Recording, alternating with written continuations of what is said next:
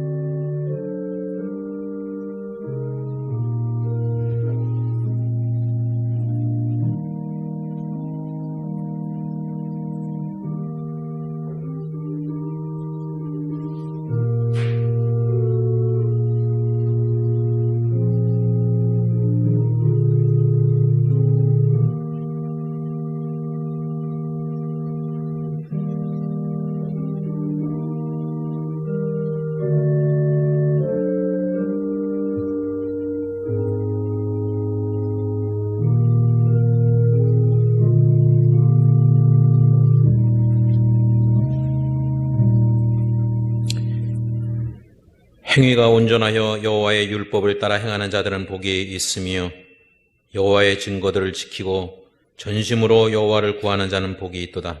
참으로 그들은 불의를 행하지 아니하고 주의 도를 행하는도다. 주께서 명령하사 주의 법도를 잘 지키게 하셨나이다. 내 길을 굳게 정하사 주의 율례를 지키게 하소서. 저희를 사랑하시는 하나님 아버지, 오늘도 주의 전에 모였습니다.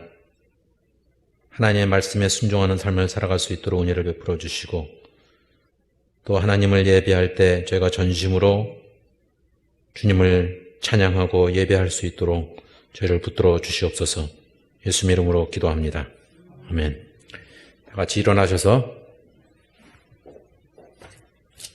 찬송가 31장 부르겠습니다.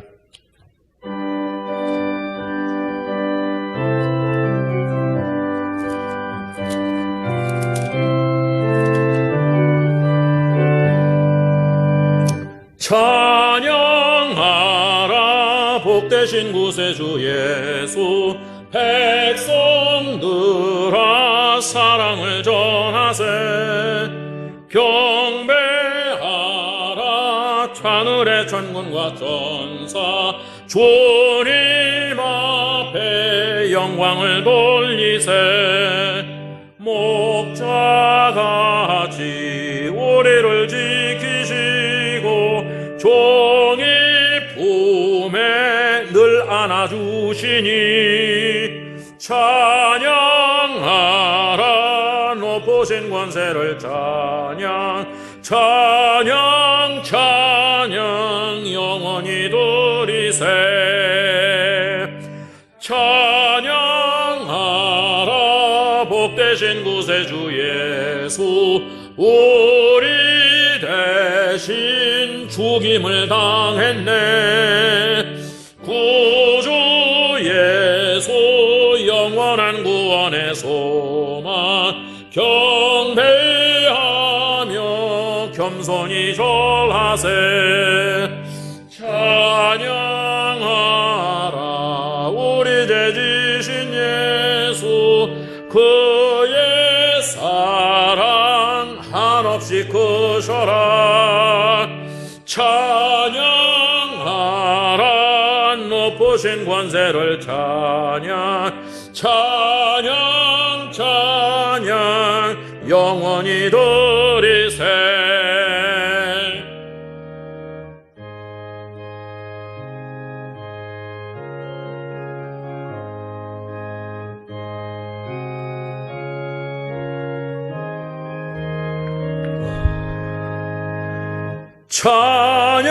찬양하라 복되신 구세주 예수, 천사들아 즐겁게 찬양해. 구주 예수 영원히 다스리시니, 멸류관을 주 앞에 드리세. 구주 예수 세상을 이기시고 영광 중에 또다시 오시리. 찬양 주신 권세를 찬양 찬양 찬양 영원히 도리세.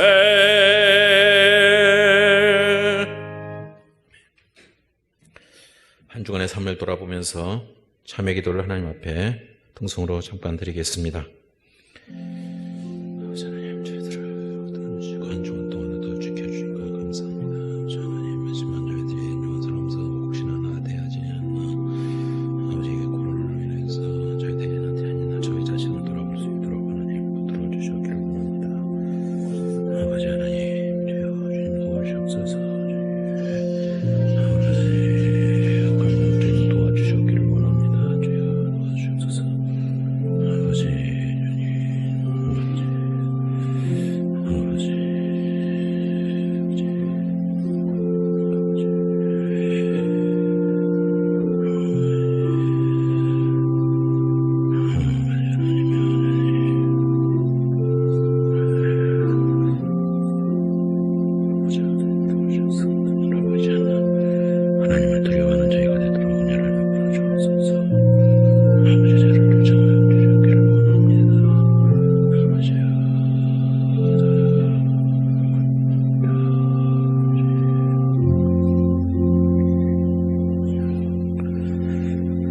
저희를 사랑하시는 하나님 아버지, 오늘도 저희를 불러주셔서 감사드립니다.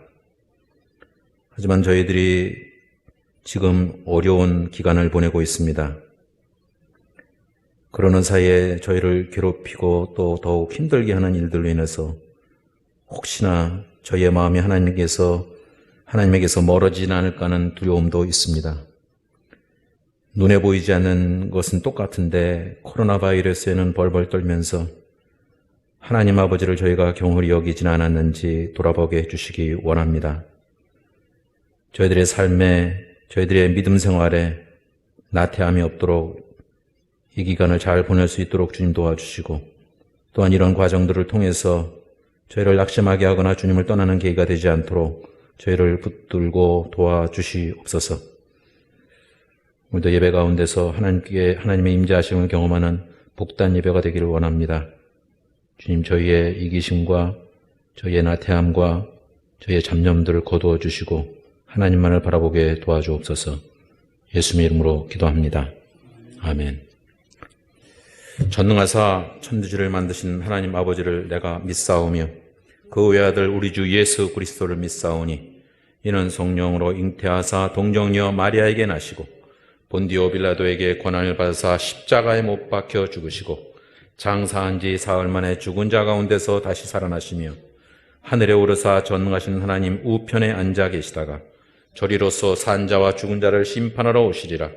성령을 믿사오며 거룩한 공예와 성도가 서로 교통하는 것과 죄를 사하여 주시는 것과 몸이 다시 사는 것과 영원히 사는 것을 믿사옵나이다. 아멘. 앉으셔서 찬송가 95장 부르겠습니다.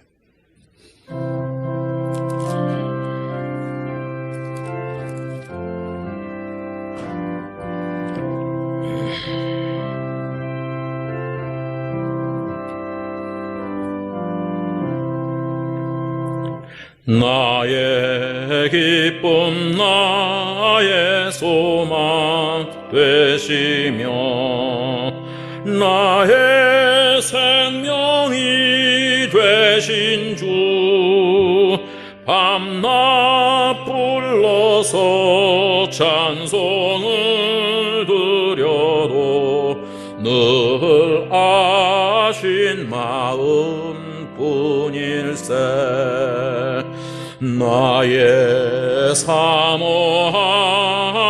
선한 목자는 어느 꽃다운 동산에 양의 무리와 늘 함께 가셔서 기쁨을 함께 하실까. 길도 없이 거친 넓은 들에서 갈 길 못 찾아 애쓰며 이리저리로 헤매는 내 모양 저 원수 조롱하도다. 주의 자비롭고 화평한 얼굴 모든 천사도 반기며 주의 놀라운 진리의 말씀에 천지가 화답하도다. 나의 진정 사모하는 예수님 음성조차도 반갑고 나의 생명과 나의 참 소망은 오직 주 예수뿐일세.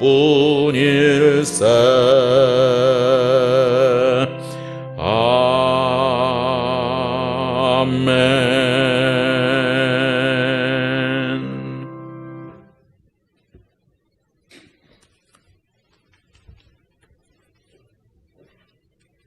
하나님 아버지 참 감사합니다. 참 아름다운 생명의 보물 저에게 있어서 감사를 드립니다.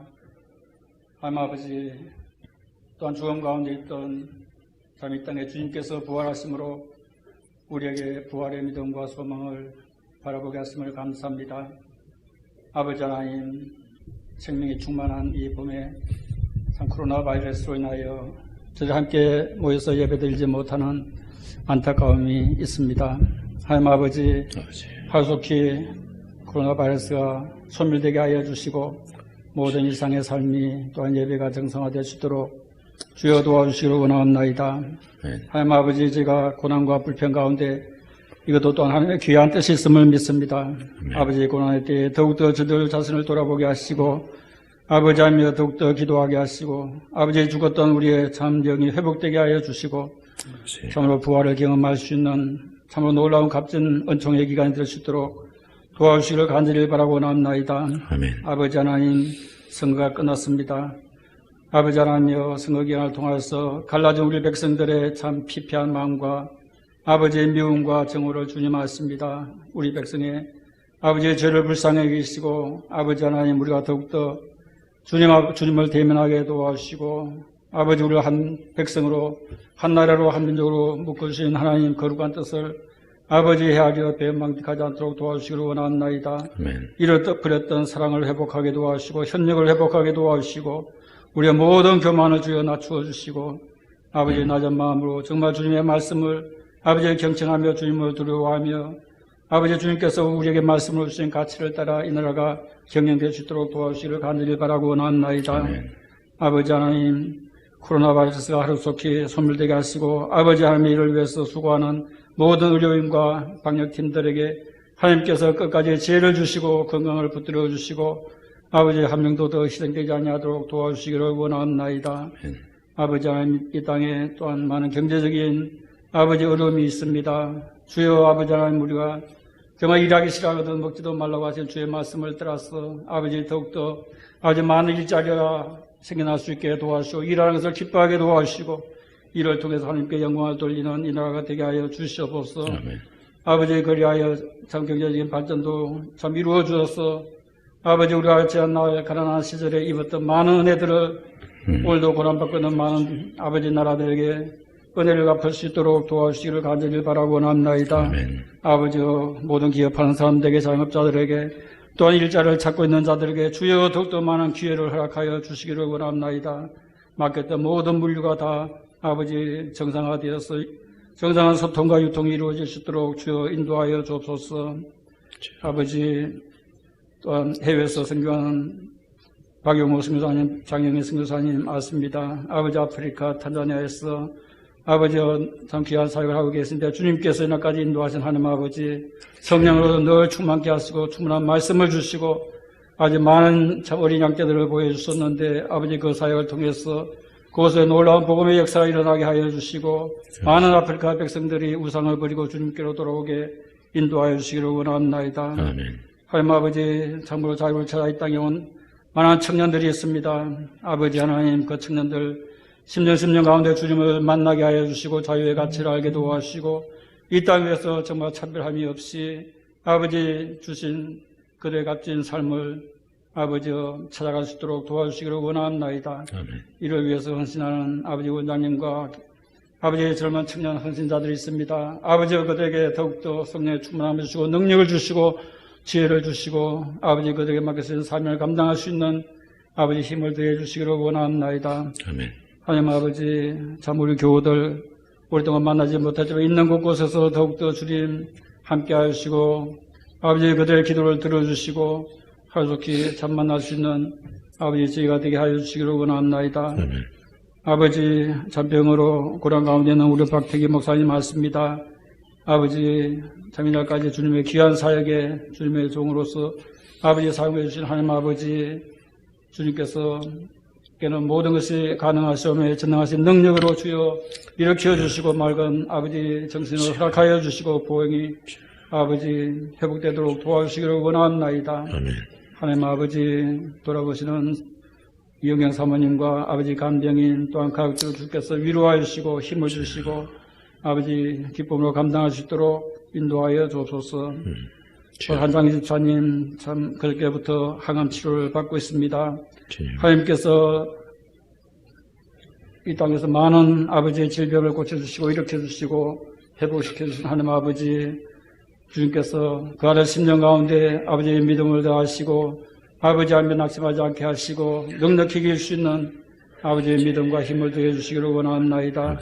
주님께서 자신 신장을 보호하여 주시고 하루속히 일으켜 주시고 하나님께 큰 영광 돌리게 하여 주옵소서. 가족들의 어려움을 아십니다. 아버지 이수미 집사님과 아버지 자녀들 위해 주여 우리의 소망이 되셔서 하나님께서 그들의 참 소망이 되시고 위로가 되시고 힘이 되어 주시기를 원합나이다. 아멘. 이 시간 주의 말씀을 제대로 듣기 원합니다. 주여 저들의 가슴을 열고 마음을 열고 하늘의 음성을 듣기를 원합나이다. 참 이스라엘 백성에게 신명기를 통해서 그렇게 주의 말씀을 주여 잊지 말고 참으로 주의 명령을 지켜 행하라고 하신 그 말씀을 저들이 기억합니다. 주신 말씀을 저들의 마음에 담아 아버지를 지켜 아버지 주님의 복된 삶을 누릴 수 있도록 인도하여 주시고 쓰임받는 저들 되게 하여 주옵소서. 주님께서 목사님 강건하게 붙들어 주시기를 원하옵고 예수님의 이름으로 기도드립니다. 아멘.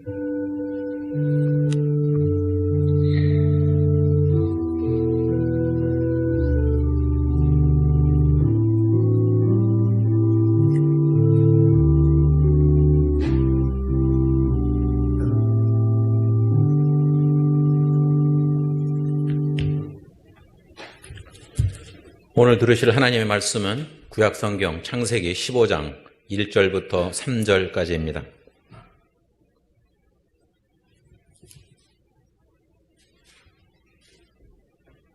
창세기 15장 1절부터 3절까지입니다.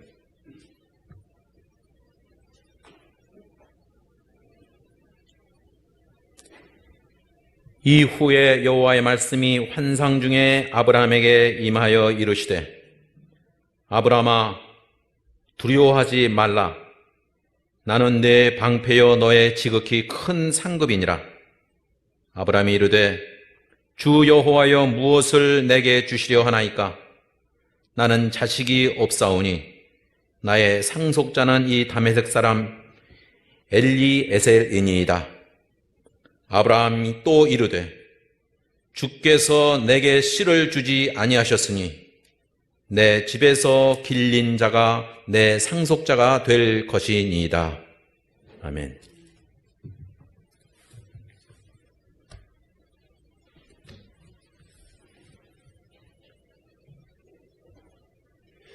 오늘 본문이 시작되는 창세기 15장은 성경 전체에서 매우 중요한 장입니다. 왜냐하면 오늘 창세기 15장 읽지는 않았지만 5절과 6절 때문에 이 15장 유명해졌죠. 5절 6절 보시면 그를 이끌고 밖으로 나가 이르시되 하늘을 우러러 무뼈를 셀 수 있나 보라. 또 그에게 이르시되 내 자손이 이와 같으리라. 아브라함이 여호와를 믿으니 여호와께서 이를 그의 의로 여기셨다. 오늘 이 15장 5절과 6절 말씀은 바로 그 예수 그리스도를 통해서 믿음으로 우리를 의롭다 하실 그 구원의 메시지의 원형이죠. 이 본문이. 그래서 오늘 창세기 15장 5절 6절 말씀을 신약 성경으로 보면 바울이 로마서에서 3번이나 인용하고 있고 갈라디아서 3장 그리고 야고보서 2장에서도 이 말씀을 창세기 말씀을 인용하고 있습니다. 로마서 4장을 보시면요. 아브라함 사건을 바울이 이렇게 얘기하고 있어요. 그에게 의로 여기셨다 기록된 것은 아브라함만 위한 것이 아니요 의로 여기심을 받을 우리도 위함이니 곧 예수 그리스도 우리 주를 죽은 자 가운데서 살리신 이를 믿는 자니라. 하나님을 믿은 아브라함을 의롭다 하신 것 같이 예수 그리스도를 믿는 자들을 의롭게 하시겠다, 즉 구원하시겠다는 그 로마서의 말씀의 구원론의 믿음으로 인한 구원은 바로 이 본문에서 나왔어요. 그래서 창세기 15장 5절 6절은 신구약 전체를 통틀어서 기독교 구원론의 기원이고 핵심입니다. 그래서 이 15장 하면 5절과 6절 이렇게 연상이 되기 때문에 잘 주목받지 못한 부분이 있는데 그게 바로 오늘 본문 1절에서 3절입니다. 많은 사람들이 창세기 15장 1절에서 3절은 5절과 6절을 위한 도입부 정도로 이야기하고 또 그렇게 알고 있지만 사실은 여기 오늘 굉장히 중요한 내용이 담겨 있습니다. 오늘이 창세기 15장 아브라함과 하나님과의 이 대화의 시점이 언제인지는 알 수가 없어요. 아브라함이 창세기 12장에 처음 나와서 고향을 떠나는 것이 75세였고 다음 장인 창세기 16장에서가 85세예요. 그러니까 오늘 이 15장의 본문은 85세 조금 전, 84세나 더 올라간 83세 정도 때 일어난 사건으로 우리가 추측을 할 수 있습니다. 오늘 본문 1절이 이렇게 시작하죠. 이후에 여호와의 말씀이 환상 중에 아브라함에게 임하여 이르시되. 자, 환상 중에 나타나신 하나님은 아브라함에게 이렇게 말씀하세요. 아브라함아 두려워 말라. 아브라함이 지금 두려운 가운데 있다는 거죠. 왜 두려우냐 하면 바로 앞에 14장에 보면 롯이 사로잡혀 갔어요. 가나안 왕들의 전쟁통에 네 왕과 다섯 왕이 연합군을 펼치고 싸우다가 소돔 성 쪽이 지는 바람에 롯이 끌려가요. 그래서 아브라함이 그 자기의 조카를 찾아오는 과정에서 가나안 땅에서의 그들을 건드리게 됐고 그들을 공격한 결과가 돼서 사실은 정예군으로 말하면 그들이 더 강하니까 그들이 언제든지 이제 공격해올 빌미가 잡힌 상태이기 때문에 아마 아브라함이 불안해하고 두려워했으리라 생각합니다. 그래서 오늘 두려워하지 말라 하시면서 자기 자신을 하나님이 두 가지로 오늘 표현하셨는데 나는 내 방패요 너의 지극히 큰 상급이다. 그러니까 하나님이 자기 자신을 아브라함의 방패요 아브라함의 상급이라는 거죠. 방패라고 말씀하시는 것은 내가 너의 모든 공격을 막아주시겠다는 그런 약속입니다. 충분히 이해가 되는 말씀이고 두 번째는 나는 너의 지극히 큰 상급이다. 여러분 이 상급이라는 말은 어떤 것에 대한 대가로 지불하는 의미예요. 그러니까 그냥 아무것도 아브라함이 안 했는데 주는 게 아니라 아브라함이 무언가를 했고 거기에 대한 보상으로 주는 그것이 오늘 상급이다. 오늘 본문의 상급과 동일한 그 히브리어가 창세기 30장에 보면 야곱의 두 아내가 있죠. 레아와 라헬이 있는데 첫 번째 아내인 레아는 그렇게 미인이 아니에요. 억지로 결혼한 거예요. 사실은 속아서. 그러다 보니까 야곱이 둘째인 라헬을 이뻐합니다. 이쁘고 잘생겼어요. 둘째 부인은. 그러니까 늘 레아가 힘들게 사니까 하나님이 레아의 그 태를 열어서 나중에 12지파가 되는 이제 아들들을 낳기 시작하는데 레아가 아들들을 쭉 낳다가 조금 더 멈춘 기간이 있었어요. 이제 태가 끊어진 기간이 있었는데 창세기 30장에 보면 이런 표현이 나옵니다. 레아가 아들을 드디어 낳았어요. 이사갈이라는 아들을 낳았는데 낳은 후에 이런 말을 해요. 레아가 내가 내 시녀를 내 남편에게 주었으므로 하나님이 내게 그 값을 주셨다. 그 값을 주셨다는 이 값이 오늘 히브리어가 같은 단어예요. 상급이라는 단어입니다. 그러니까 레아는 어떤 생각을 하냐면 자기의 시녀를 야곱 남편에게 주어서 애를 낳게 했어요. 그걸 하나님이 어여삐 보셔서 그 값으로 나에게 주신 아들이 이 아들이다 해서 이름을 이사갈이라는 단어는요, 그가 보상해 주실 것이다. 이사갈의 사갈이 히브리어 사카르, 오늘 보상이란 상급이라는 단어와 똑같은 단어예요. 그러니까 이사갈이라는 이름은 보상으로 주신 자, 보상으로 주신 아들, 그런 의미예요. 그러니까 레아는 자기가 질투심이 있지만 자기 여종을 야곱에게 애 낳으라고 넘겨준 것에 대한 보상으로 하나님이 이 아들을 내게 주셔서 이사갈이라고 이름을 진 거죠. 그러니까 오늘 창세기 15장 1절 본문에서 하나님이 내가 상급이다 이렇게 말씀하신 것은 아브라함이 하나님께 뭔가 상급받을 일을 했다는 거예요. 하나님 앞에 아브라함이 무엇을 했을까를 보면요, 12장, 13장, 14장에 사실은 다 나와 있어요. 12장에 우리가 잘 아는 것처럼 하나님이 내가 너로 큰 민족을 이루고 내가 복을 줄 테니까 고향과 친척과 아비집을 떠나라 할 때 순종했어요. 그래서 떠나죠. 히브리서 11장 8절 믿음으로 아브라함은 부르심을 받았을 때에 순종하여 장래 유업으로 받을 땅에 나갔을 때 갈 바를 알지 못하고 나갔다. 그래서 이 부분을 되게 히브리서도 칭찬하고 있는 부분입니다. 믿음으로 순종했다. 자, 그래서 아브라함이 잘한 게 뭐냐? 믿음으로 고향과 친척 아비집을 떠난 거예요. 또 하나는 아브라함이 단을 쌓았다.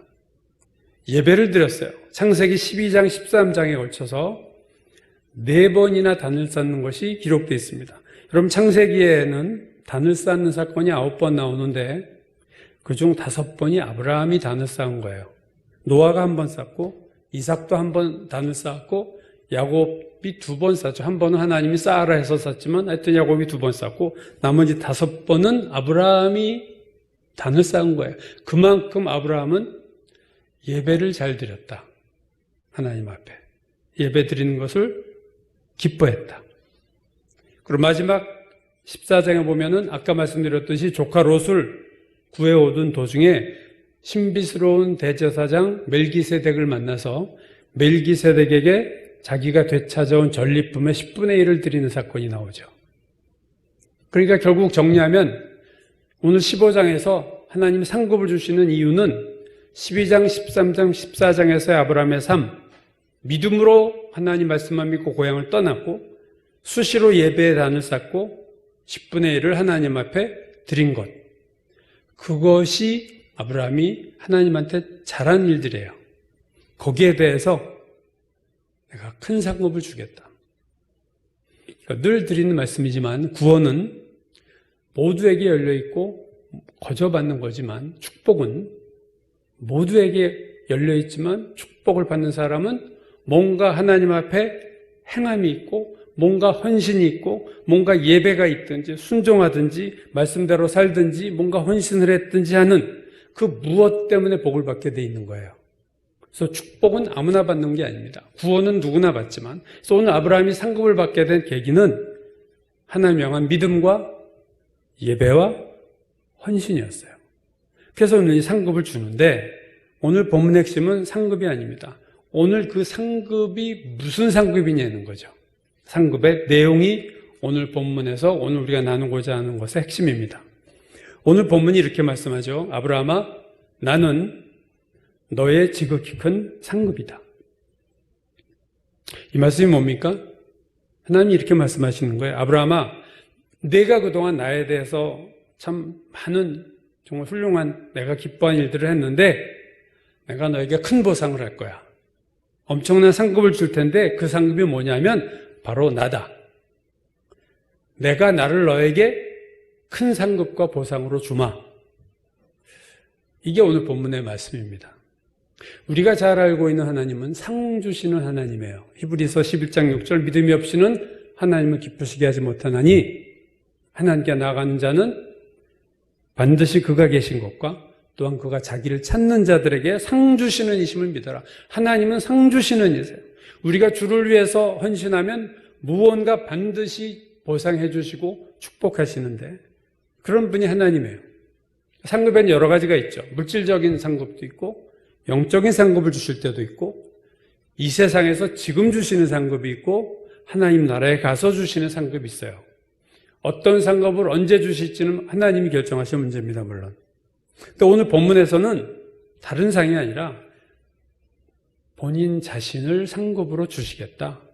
나는 너의 지극히 큰 상급이니라. 내가 상급이야. 이 엄청난 말씀을 사실 하신 건데 아브라함의 반응이 무엇입니까? 2절 아브라함이 이르되 주 여호와여 무엇을 내게 주시려 하나이까? 나는 자식이 없사오니 나의 상속자는 이 다메섹 사람 엘리에셀이니이다. 이 대답이 무슨 의미예요? 현대인의 성경이 이 아브라함의 대답을 이렇게 번역했습니다.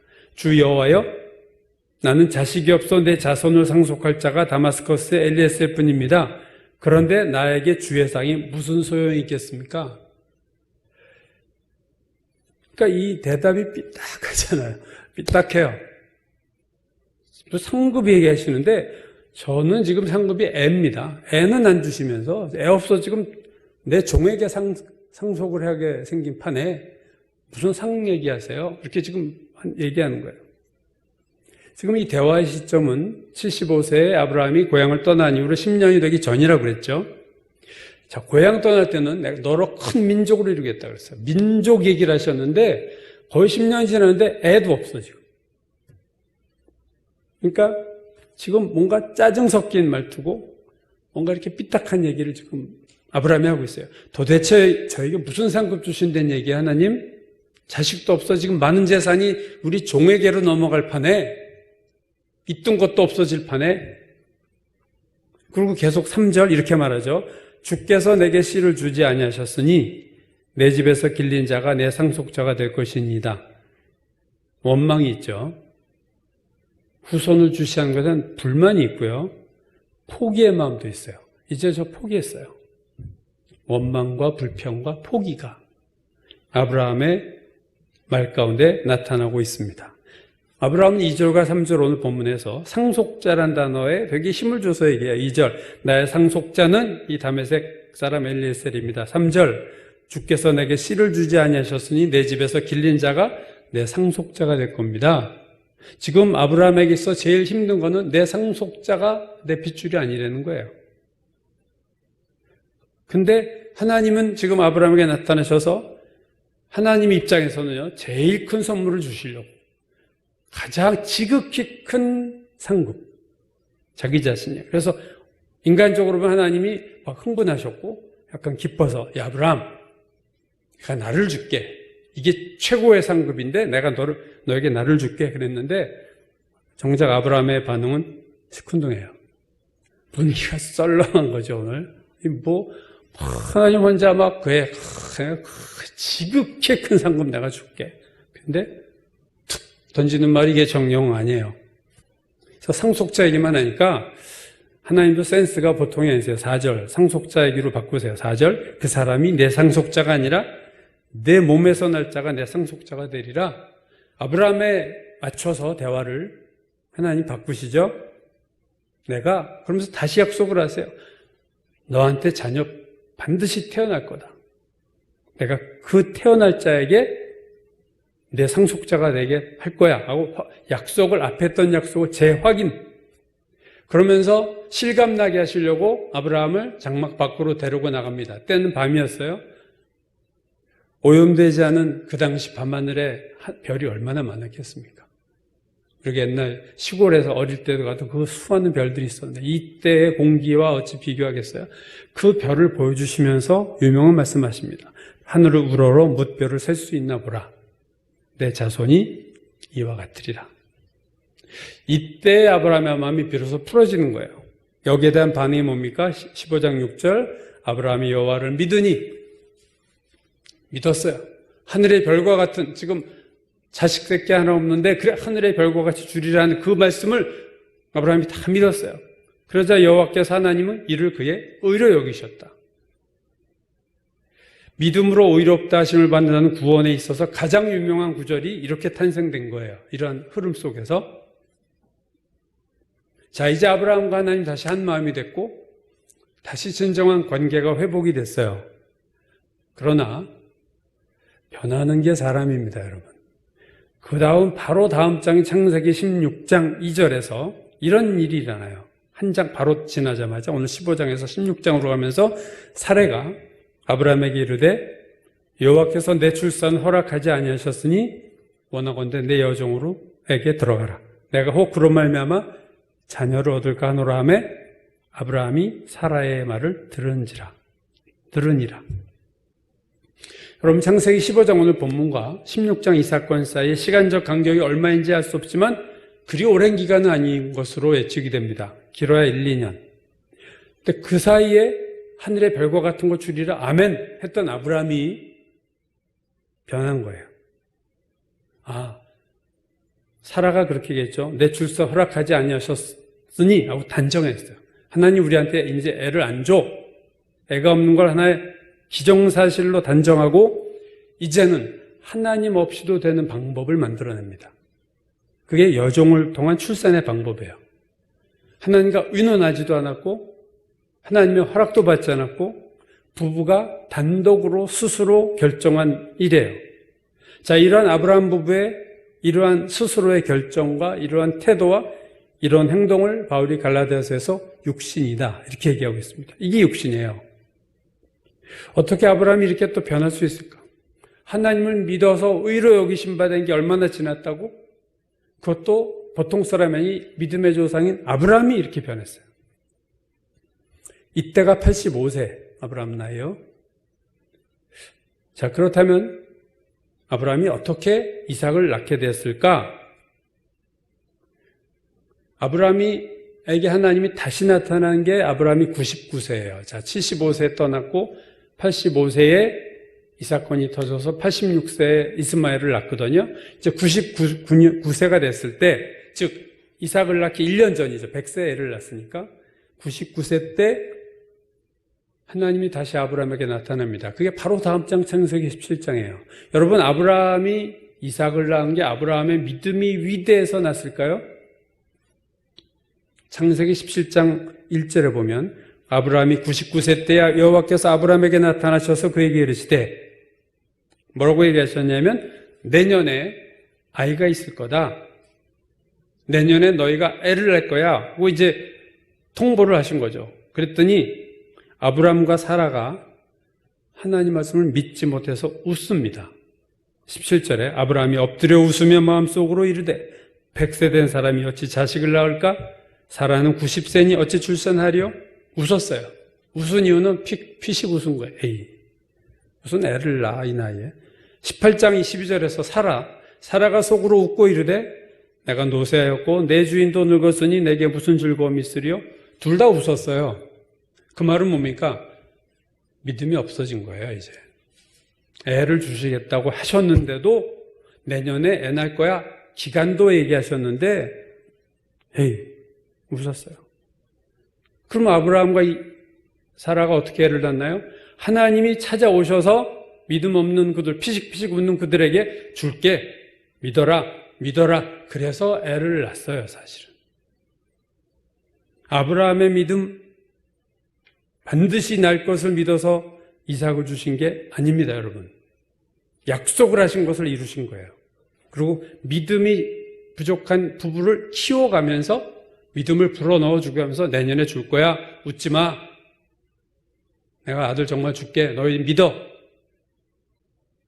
그래서 정작 이삭이 나왔을 때 부부가 잔치를 하고 막 웃었어요. 그래서 이삭의 이름이 웃었다는 뜻이 들어가 있지 않습니까? 이 불신의 웃음이 있었고 기쁨의 웃음이 있었던 이삭하면 웃음이에요. 물론 여러분 아브라함은 이후로 믿음이 깊어지고 깊어집니다. 그래서 창세기 22장에 가면은요, 아들 이삭을 번제로 내어드릴 때는 거의 절대적인 믿음의 수준에 올라갔어요, 아브라함이.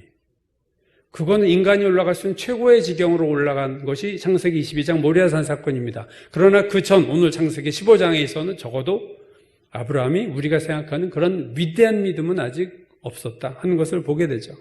불완전한 믿음, 부족한 믿음이었어요. 자, 오늘 이 아브라함 창세기 15장 사건을 통해서 우리가 얻게 되는 교훈이 있습니다. 첫째는 인간의 믿음은 하나님의 은혜가 없다면 온전히 유지될 수 없다. 계속 하나님이 확인하고 확인하지 않았으면요, 이 두 부분은 믿음 다 없어졌어요. 또 나타나시고 또 나타나시고 떨어지면 또 나타나시고, 그게 첫 번째 교훈이고 우리의 믿음에 대해서 자랑할 게 없어요. 그래서 또 하나는, 두 번째 교훈은 되게 오늘 본문에서 이게 핵심인데요. 인간이 목표로 하고 목적으로 하는 것은 그것이 무엇이든 간에 하나님을 목표로 하지 않은 것은 변질된다는 거예요. 예를 들어 하나님 나를 성공하게 해주세요 라고 기도 제목을 잡고 인생의 목표를 잡고 기도해요. 그래서 그 목표를 이룰 때까지 열심히 기도합니다. 봉사도 해요. 근데 만약에 성공이 이루어지지 않으면요, 시험에 빠집니다.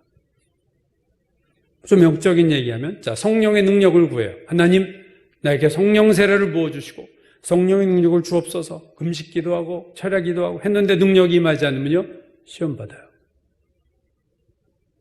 성공하기 전까지는, 성령의 능력을 받기 전까지는 열심히 기도하고 헌신적이게 했지만 성공하지 못하고 능력받지 못하면요, 큰 시험에 빠지는 거예요. 아브라함을 보세요. 고향을 떠날 때 내가 너로 큰 민족을 이루어줄게, 너에게 복을 줄게. 그때부터 아브라함의 목표 기도 제목은 아들입니다. 하나님 주실 줄 믿습니다. 기다렸는데 10년이 돼도 애를 안 주죠. 그러니까 어떻게 합니까? 여종을 통해서 이스마엘을 낳고 말아요. 아브라함이 자녀를 목표로 삼았을 때부터 사실은 이 신앙은 불안정한 길을 들어가기 시작한 거예요. 오늘 본문인 창세기 15장에서 하나님이 아브라함에게 나타나셔서 내가 너의 지극히 큰 상급이다라고 말씀하셨을 때 아브라함은 하나님만 바라보고 하나님만을 사모할 길을 바라셨겠죠, 하나님은. 그래서 아브라함이 하나님이 목표가 되고 하나님만을 바라보고 하나님이 상급을 주신다는 거 아멘, 할렐루야 할 줄 알았는데 아직 아브라함의 신앙이 그것을 헤아릴 수준이 안 된 거죠. 하나님의 깊은 뜻을 이해하지 못하고 자식이 없는데 무슨 하나님을 주시겠다는 거예요. 자식이나 주세요.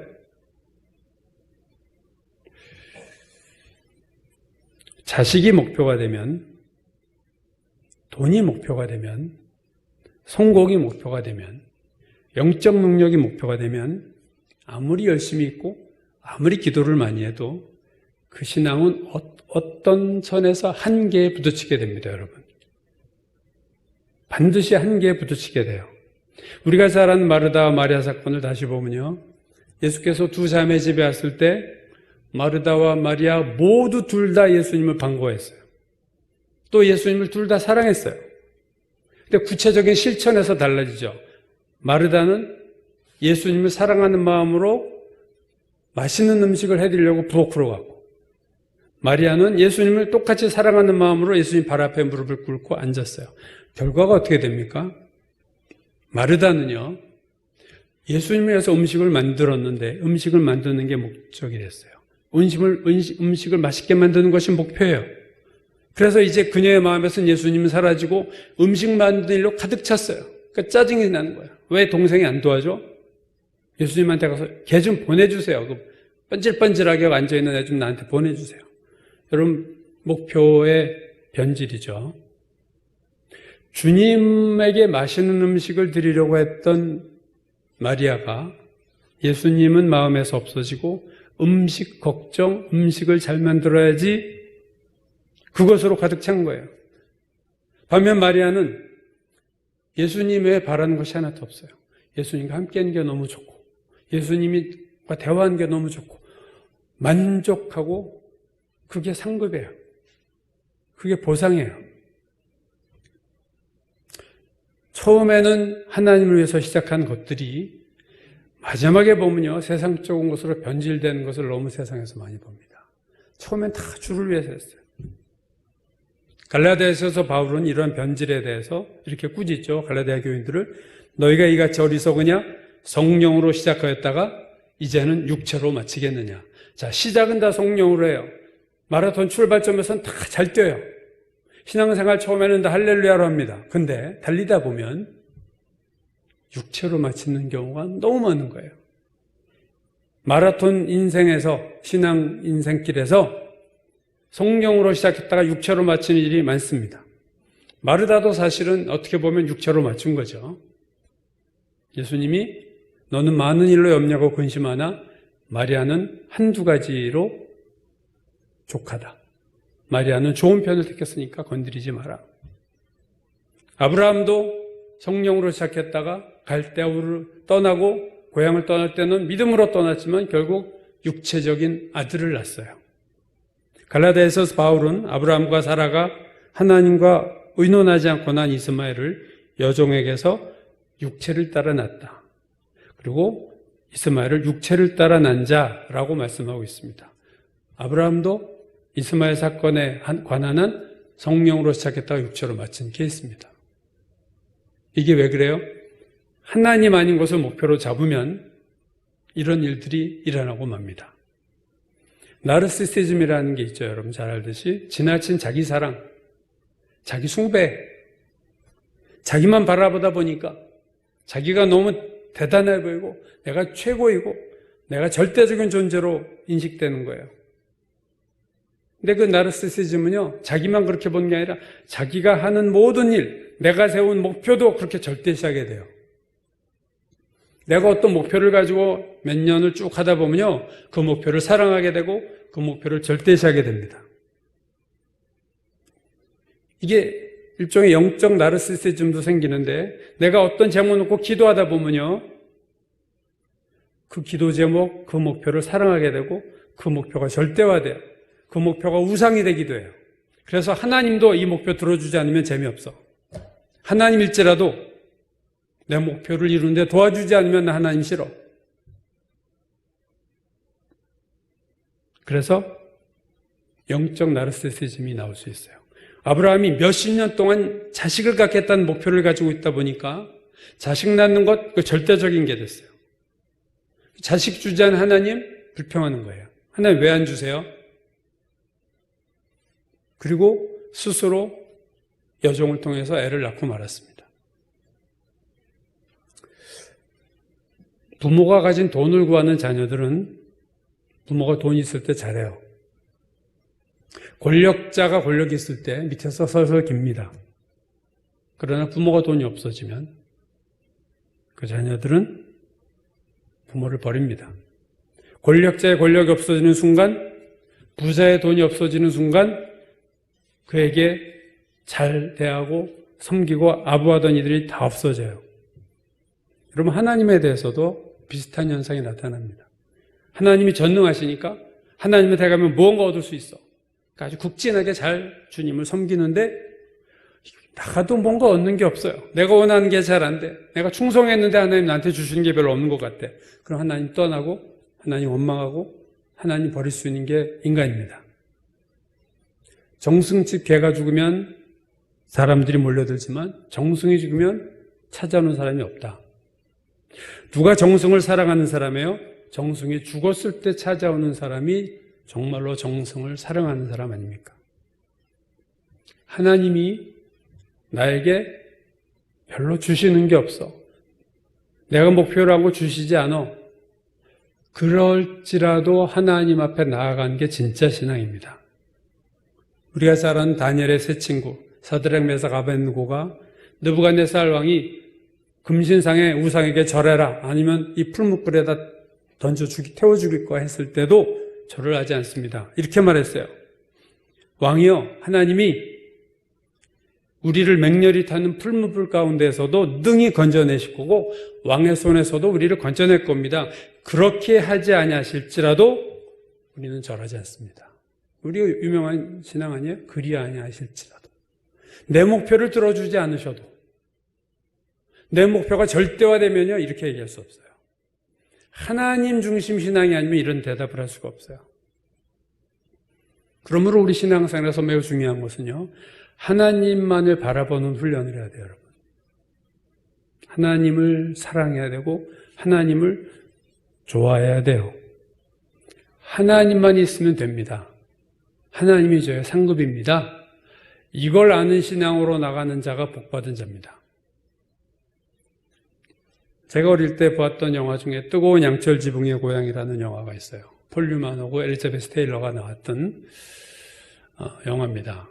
그 테네시 윌리엄스의 희곡을 가지고 쓴 건데, 이 테네시 윌리엄스는 욕망이라는 이름의 전차라는 그 희곡으로 퓰리처상, 미국에서 가장 권위 있는 문학상이죠. 퓰리처상을 받은 작가예요. 이 작가가 쓴 뜨거운 양철 지붕의 고향이 오래전에 본 영화인데, 그 영화에 폴 뉴만이 그 둘째 아들로 나와요. 근데 그 아버지는 남부에 엄청나게 넓은 농장과 엄청난 은행 통장의 돈과 하여튼 갑부의 둘째 아들이에요.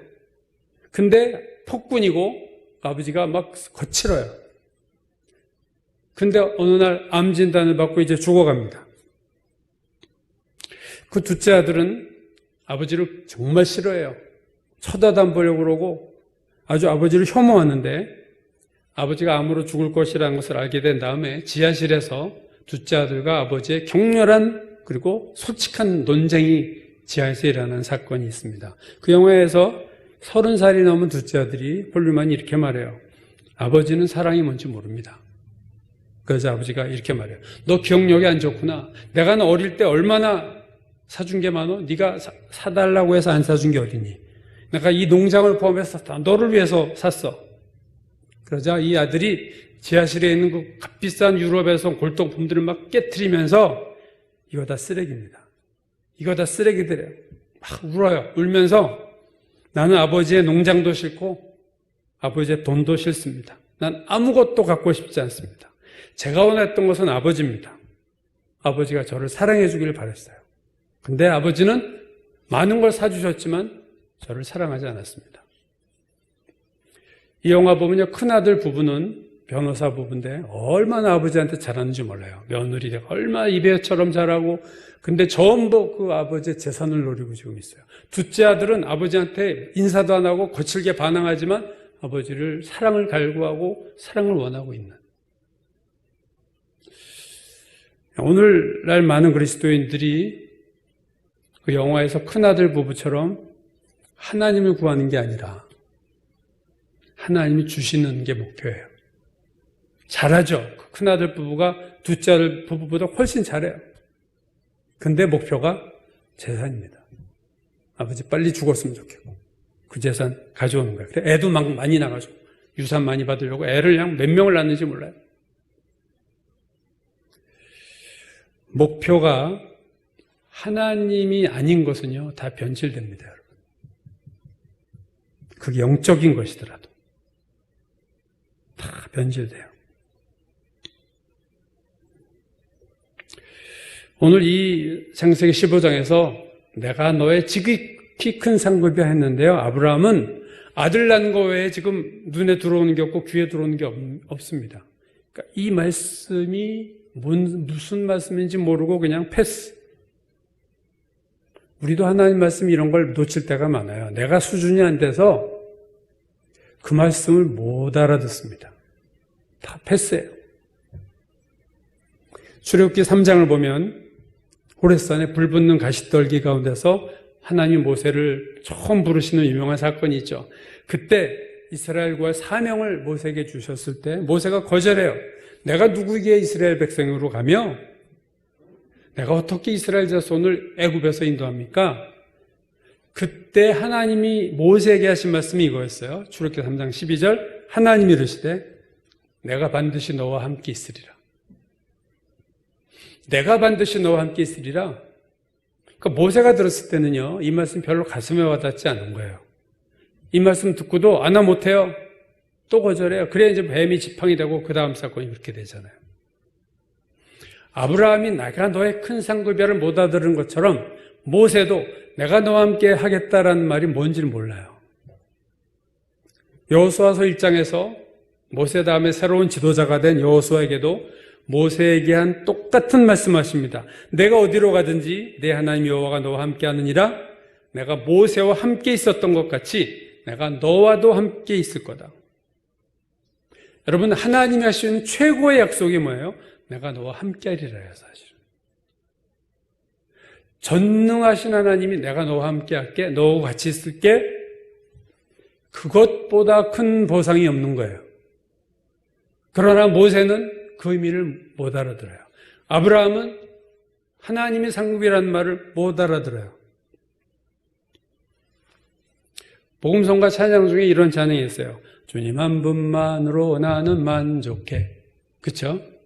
한 분만으로 만족해. 이게 진짜 믿음인데. 여러분, 한국의 무디로 알려진 이성복 목사라는 분이 있습니다. 한국 최고의 부흥사라고 해도 과언이 아닌데 이분이 초등학교밖에 나오지 않았어요, 사실. 수염이 이렇게 길고 1930년대부터 부흥사역을 해서 1965년에 부흥회 하다가 은퇴하지 않고 그냥 돌아가시죠. 저희 어머님한테 들은 얘기지만 저희 어머님 다니던 서부교회라고 하현동에 있는 그 교회에 와서 부흥회를 하셨대요, 이성복 목사님이. 그래서 우리 어머님이 우리 가게도 형편도 모르고 식사 대접하겠다 해가지고 이성복 목사님이 저희 집에 왔는데 와보니까 너무 가난한 거야, 이게. 막 머리를 이렇게 숙이고 들어와야 되고. 근데 어머님이 왜 식사 대접하겠다고 하는지 저도 이해가 안 돼. 하여튼 그분을 대접했대요. 영광스러운 거죠. 이성복 목사님에게 식사 대접을 한 끼 대접했다. 근데 그 한 시대를 풍미했던 이성복 목사님의 찬송가 가사 중에 이런 게 있습니다. 아침에는 예수로 눈을 뜨게 하시고 저녁에는 예수로 잠을 자게 하시네. 예수님 내 주여 내 중심이 없어서 주님 한 분만으로 만족합니다. 참 이게 저는 이 신앙이 진짜라고 생각해요. 물을 떠난 고기가 혹시 산다 하여도 예수 떠난 심령은 사는 법이 없어요. 예수님 내 주여 내 중심이 없어서 주님 한 분만으로 만족하옵니다. 동남풍아 불어라 서북풍아 불어라 가시밭에 백합화 예수 향기 날린다. 예수님 내 주여 내 중심이 없어서 주님 한 분만으로 만족하옵니다. 저는 한국교회 초창기의 신앙이 진짜 오리지널하고 찐하고 순수하고 진짜 신앙이라고 생각해요. 오늘날의 신앙은 이 시대에 따라서 뭐 인스턴트 첨가물도 많고 순수하지 못하고 오염이 너무 많이 됐고 세속적이고 섞인 게 너무 많아요. 불순물이 너무 많아요. 저부터 그래요, 저부터. 참 옛성도의 신앙이 얼마나 순수함. 주님 한 분만으로 만족합니다. 주님이 나의 가장 큰 상급입니다. 주님을 저에게 주시는 것 외에 저도 바라는 게 없습니다. 이 신앙이 되기 전까지요, 우리가 주님 외에 다른 것으로 목표로 잡는 단계를 지나면서 참 우리 스스로 시험에도 빠지고 우리가 정말로 요동을 치는 신앙생활을 할 수밖에 없어요. 빌립보서 3장을 보면 사도 바울이 예수 그리스도 외에는 자기에게 유익하던 것, 프라핏, 이익을 가져다 주는 것조차도 다 해로운 것을 여기고 그것들을 다 버렸고 그것을 배설물 여겼다고 말하면서 이렇게 고백합니다. 내가 그를 위하여, 내가 그리스도를 위하여 모든 것을 잃어버리고 배설물로 여김은 그리스도를 얻고 그리스도를 갖고 그 안에서 발견되려 합니다. 바울의 가장 큰 소원은요, 그리스도를 얻는 거예요. 그리스도를 얻기 위해서 다른 거 다 쓰레기로 버려. 바울이 가장 큰 상급이 주님인 것을 알았던 사람입니다. 이게 진짜로 영적으로 지혜가 있는 사람이에요. 그래서 가장 중요한 것만을 바라는 거예요. 다른 거 다 쓸데없다는 걸 아는 거죠. 다 부질없는 거. 그래서 빌립보서 1장에서 바울이 나에게 사는 것은 그리스도입니다. 나에게 인생이냐? 인생이란 뭐냐 물으면 저에게 인생은 그리스도입니다. 여러분, 우리 스스로를 돌아볼 필요 있어요. 내 신앙의 목표가 뭔가? 나는 무엇을 놓고 기도하고 나는 그 무엇을 위해서 열심히 신앙생활하는가? 목표가 다양할 수 있죠. 그러나 주님을 목표로 하지 않은 것은요, 영적인 목표로 할지라도 변질됩니다. 시간이 지나면 다 퇴색하고 변질하고 다 썩은 냄새 나는 게 세상 목표예요.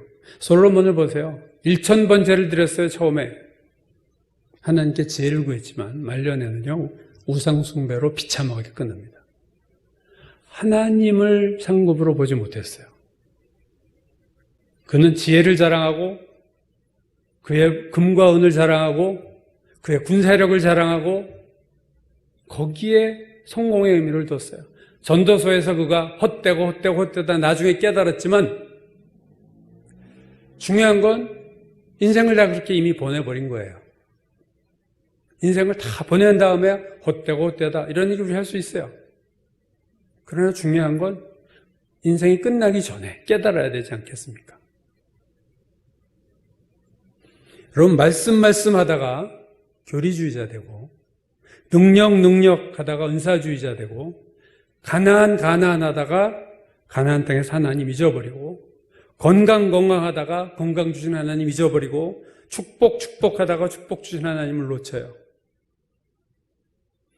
제가 아는 분 페이스북에서 열심히 선거 놓고 기도했던 분이 있습니다. 저희 교회 초창기에 와서 간증 집회도 했던 분이에요. 그분이 선거 전에 계속 올리는 사진보다 어떤 이렇게 그림, 표 같은 거예요. 계속 기도하고 왔어요. 게다가 이번에 선거 끝나니까 딱 올라왔는데 그림 하나 딱 두고 거기다 무슨 글 써냐면은 침묵. 기도한 대로 안 됐다는 거겠죠. 여러분 이 선거를 놓고 막 기도한 양 진영이 있을 거예요. 그래서 어떤 한 진영에서는 할렐루야 했을 거예요. 내 기도대로 하나님 들어주셨다. 다른 한 진영에서는 침묵. 여러분 선거 이슈가 절대적인 하나님보다 더 앞선 제목이 되면요 다 변질됩니다. 그 무엇을 갖다 놔도 하나님이 목표가 아닌 것은 다 소용없는 거예요. 고린도후서 3장에 보면 시내산에서 바울이 내려왔을 때 계명을 가지고 얼굴에 광채가 난 사건을 얘기하죠. 얼굴에서 빛이 나가지고 사람들이 모세 얼굴을 쳐다보지도 못했어요.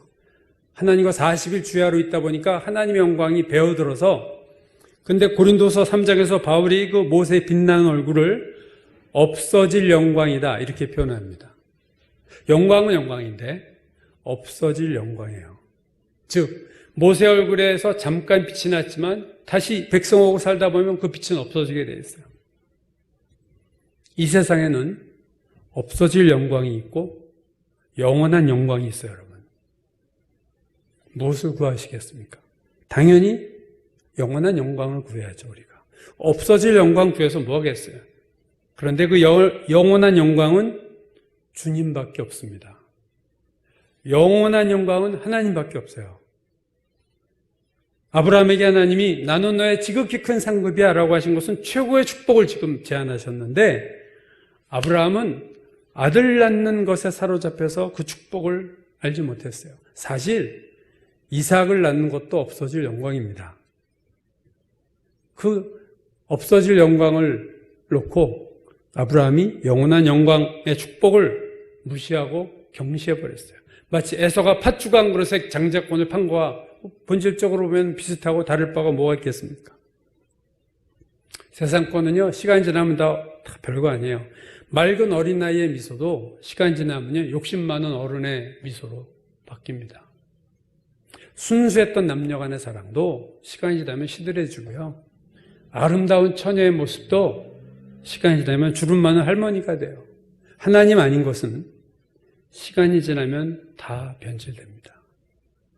그러므로 영원한 영광인 하나님을 구하는 하나님만을 바라보는 훈련을 신앙의 초창기에서부터 해야 됩니다. 그 수준에 가든 못 가든 중요한 게 아니라 방향성이 중요한 거예요. 이것은 하나님을 바라보는 방향으로 가야지 하나님을 통해서 세상 것을 바라보면 그것이 신령한 것을 바라본다 할지라도 그것은 변질되게 돼 있어요. 하나님이 나의 목표가 되고 하나님만으로 만족할 줄 아는 신앙이 돼야 돼요. 하박국 선지자의 유명한 말씀이죠. 비록 무화과 나무가 무성하지 못하며 포도나무에 열매가 없으며 감람나무에 소출이 없으며 밭에 먹을 것이 없으며 우리의 양이 없으며 외양간에 속 없을지라도 나는 여호와로 말미암아 즐거워하며 나의 구원의 하나님으로 말미암아 기뻐하리로다. 예언자 하박국은 하나님이 가장 큰 상급이라는 것을 아는 자입니다. 그가 가진 모든 것이 다 사라졌음에도 불구하고 그는 기뻐하고 즐거워합니다. 왜요? 하나님이 나와 함께 있으니까. 내가 너와 함께 하리라 모세에게 했던 말, 그게 최고의 축복인 걸 우리는 자꾸 잊어버려요. 그거 당연한 거지. 임마누엘 하나님 당연하지. 당연한 게 아니에요, 여러분. 내가 가진 모든 것이 다 사라졌음에도 하나님으로 인해 기뻐하고 즐거워했던 하박국 선지자의 신앙을 우리가 깊이 생각해야 됩니다. 그리스도를 얻기 위해서 유익하던 것도 다 쓰레기다. 바울이 어떤 심정으로 그 말을 했을까? 여러분, 오늘 우리의 신앙의 방향성, 나의 인생의 목표, 물론 구할 것들이 많지만 그것도 구해야 될 목표지만 궁극적인 관심이 뭐냐 이거죠. 궁극적인 소원이 뭐냐 이렇게 물을 때는 답이 하나밖에 없는 거예요. 내가 하나님을 기도하는 제목은 여러 가지 있을 수 있지만 가장 궁극적인 게 뭐냐 이렇게 물을 때 주님이 우리에게 그 질문 하셨다면 우리는 그렇게 대답할 수 있어요. 주님을 원합니다. 저는 주님을 바랍니다. 그리스도 주님이시면 됩니다.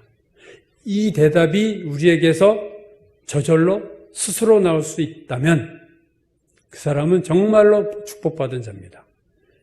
영원한 영광이 무엇인지를 알고 영원한 영광을 이 썩어질 세상에서 구하는 자는 하나님의 가장 큰 은혜와 축복을 받은 자인 줄로 믿습니다. 기도하겠습니다. 아버지 하나님,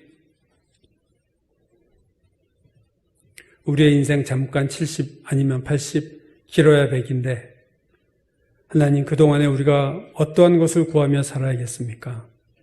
하나님을 알고 구원받은 저희들 이제 우리의 바라는 것, 바라보는 것이 주님이 되게 하시고 우리의 목표가 주님이 되게 하시고 그리스도를 표대로 향하여 달린 바울처럼 주님이 우리의 표대가 되고 주님을 얻는 것이 나의 가장 큰 목표가 되고 주님과 깊은 교제에 들어가는 것이 나의 삶의, 내 신앙의, 내 인생의 중요한 목표가 될 수 있도록 도와주옵소서. 나의 궁극적인 관심, 나의 궁극적인 목표, 그거는 하나밖에 없는 것을 우리가 알고 고백하고 사는 저희들 되게 축복하여 주옵소서. 예수님의 이름 받들어 기도드렸습니다. 아멘.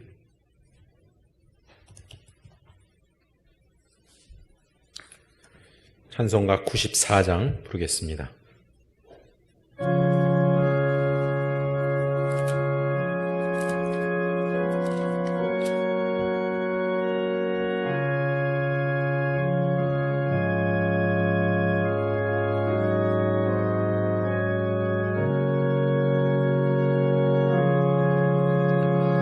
주 예수보다도 귀한 것은 없네. 이 세상 부귀와 바꿀 수 없네. 영죽은 내 대신 돌아가신 그 놀라운 사랑 잊지 못해. 세상 즐거움 다 버리고 세상 자랑 다 버렸네. 주 예수보다도 귀한 것은 없네. 예수밖에는 없네.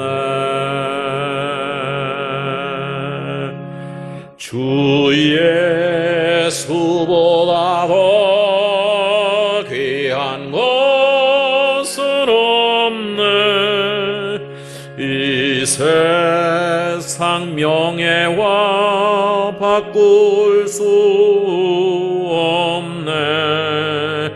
이전에 즐기던 세상 일도 주 사랑하는 마음 뺏지 못해 세상 즐거움 다 버리고 세상 자랑 다 버렸네. 주 예수보다도 귀한 것은 없네. 예수밖에는 없네. 주 예수보다도 귀한 것은 없네. 이 세상 행복과 바꿀 수 없네. 유혹과 핍박이 몰려와도 주 섬기는 내 맘 변치 않아. 세상 즐거움 다 버리고 세상 자랑 다 버렸네. 주 예수보다도 귀한 것은 없네. 예수 밖에는 없네.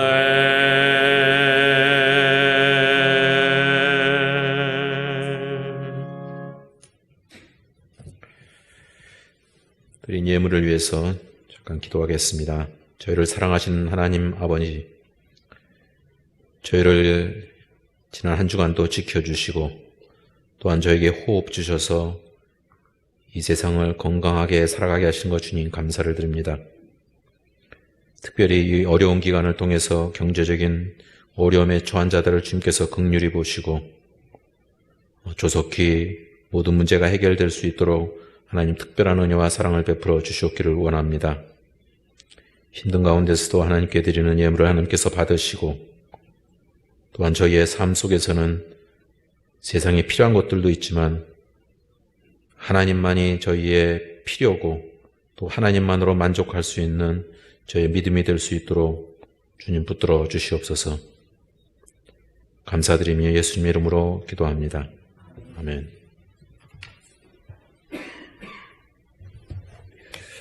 네, 교회 소식 몇 가지 전하겠습니다.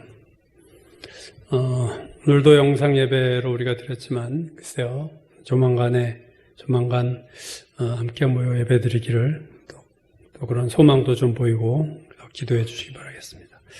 박 목사님이 그래도 하여튼 회복이 좀 되셔서 첫 번째 제가 갔을 때는 휠체어에서 일어나실 수도 없었는데 지금은 워커를 끌고 움직이실 정도가 됐습니다. 그래서 아마 사모님도 훨씬 편해지셨을 것이고요.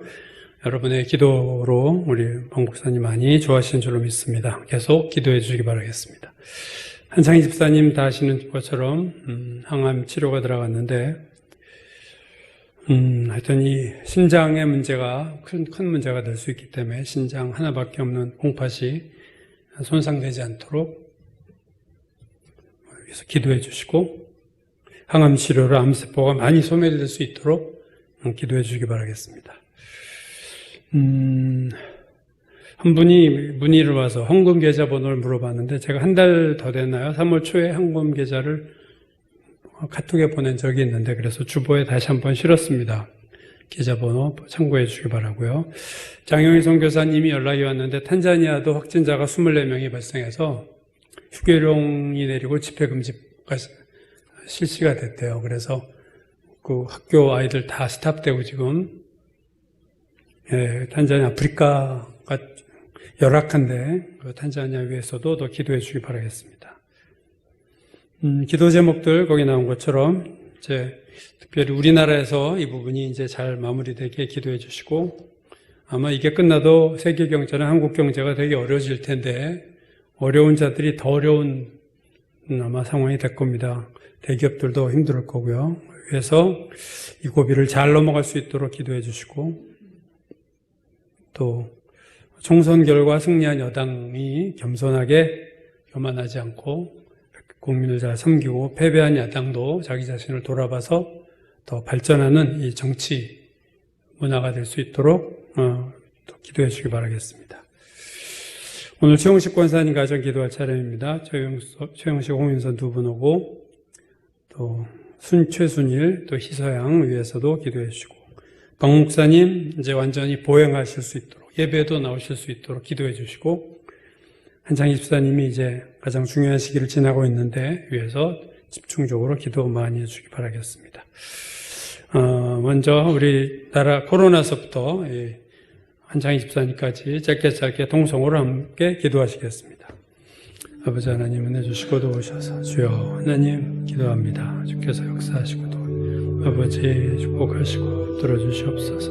하나님 온전하게 나라에서 물러가게 하시고, 주여 어려운 경제 하나님 새로운 상황 속에서 우리가 잘 감당할 수 있게 하시고, 아버지 이 정치권이 새로워지고 더 발전하고 더 하나님 정말로 귀한 그들의 모습으로 변화되게 도와주셔서 이 나라가 더 발전하고 아버지 더 나아갈 수 있게 축복해 주시옵소서.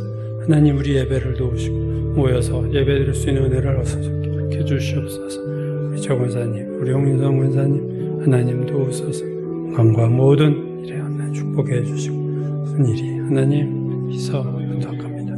주여 도우시고 복해 주시옵소서. 목사님 은혜 주시고 한창희 집사님을 도와주셔서 하나님의 큰 은혜가 그냥 우리 가운데 임하게 하시고 역사하시고 주여 도와주시옵소서. 은혜 베풀어 주실 줄 믿습니다.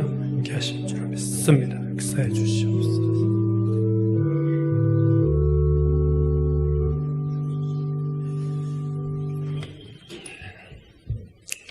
다 같이 일어나셔서 찬송가 442장 부르시고 축도함으로 예배를 마치겠습니다.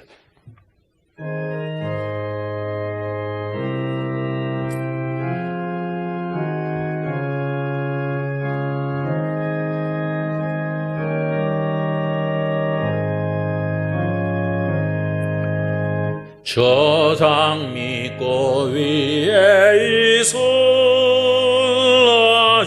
맺혀 있는 그때 귀에 우는 이 소리 들리니 주 음성 분명하다. 주님 나와 동행을 하면서 나를 친구 삼으셨네. 우리 서로 받은 그 기쁨은 알 사람이 없도다. 그 청한 주의 음성 우는 새도 잠잠게 한다. 내게 들리던 주의 음성이 널 귀에 쟁쟁하다. 주님 나와 동행을 하면서 나를 친구 삼으셨네. 우리 서로 받은 그 기쁨은 알 사람이 없도다. 밤 깊도록 동산 안에 주와 함께 있으려 하나. 괴로운 세상에 할 일 많아서 나 하신다. 주님 나와 동행을 하면서 나를 친구 삼으셨네. 우리 서로 받은 그 기쁨은 알 사람이 없도다.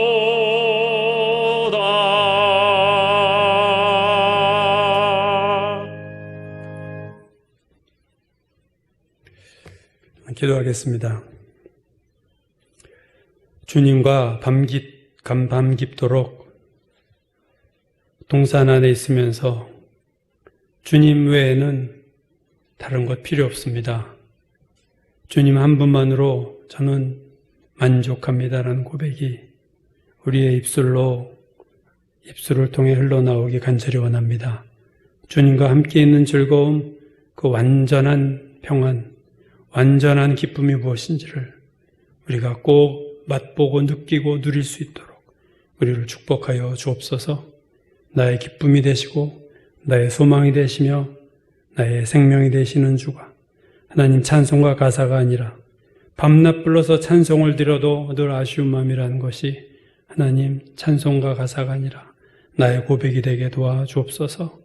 나의 진정 사모하는 예수님 음성조차도 반갑고 나의 생명과 나의 참송함, 소망은 오직 주 예수뿐입니다 하는 고백이 우리의 고백이 되게 복 내려 주옵소서. 주 예수보다 더 귀한 것이 없음을 알게 하시고 정말로 주님과 바꿀 수 있는 것이 아무것도 없는 것을 알게 하시고 주님의 나의 상급이요 나의 보상이요 나의 큰 축복임을 아는 복된 자들 되게 도와주옵소서. 이제는 우리 구주 예수 그리스도의 무한하신 은혜와 아버지 하나님의 크신 사랑과 성령이 함께 하시고 교제하심이 오늘 이 예배를 드리고 가장 크고 귀한 상급을 바라보고 바라는 우리 모두의 머리 위에 지금부터 영원까지 함께 하시기를 간절히 축원하옵나이다. 아멘.